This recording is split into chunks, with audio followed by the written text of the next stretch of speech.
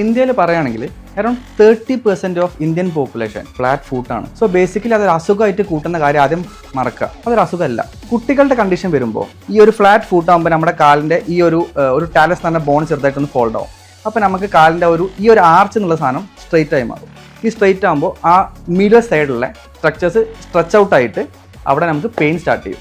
Second thing, കുട്ടികളാണെങ്കിൽ ചിലപ്പോൾ ഈ ഫ്ലാറ്റ് ഫൂട്ട് കാരണം നീസ് നമ്മൾ നോക്ക് ചെയ്യുന്നതുകൊണ്ട് വരാൻ പറ്റും. അഡൾട്ട് ആവുന്ന സമയത്ത് മോസ്റ്റ് ഓഫ് ദ ടൈം വരുന്നത് ഒന്നല്ലെങ്കിൽ ഇതേപോലെ ഫസ്റ്റ് പറഞ്ഞ കണ്ടീഷൻ, അല്ലെങ്കിൽ അവർക്ക് ഫ്ലാറ്റ് ഫൂട്ട് കാരണം ആർത്രൈറ്റിസ് ആയിട്ട് ആ ഒരു ഭാഗത്തെ ഫൂട്ടിൻ്റെ പെയിനും കാര്യങ്ങളൊക്കെ ആയിട്ടായിരിക്കും വരുന്നത്.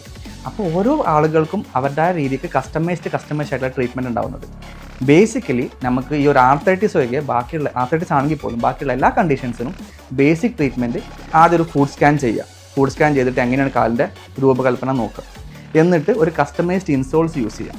തേർഡ് തിങ്, നമുക്ക് മീഡിയൽ സൈഡിലെ സ്ട്രക്ചേഴ്സിൻ്റെ ഒരു സ്ട്രെങ്തനിങ് എക്സസൈസും അതേപോലെ തന്നെ അങ്ങനത്തെ കുറച്ച് ഫിസിയോതെറാപ്പി എക്സസൈസുകൾ സ്റ്റാർട്ട് ചെയ്യാം.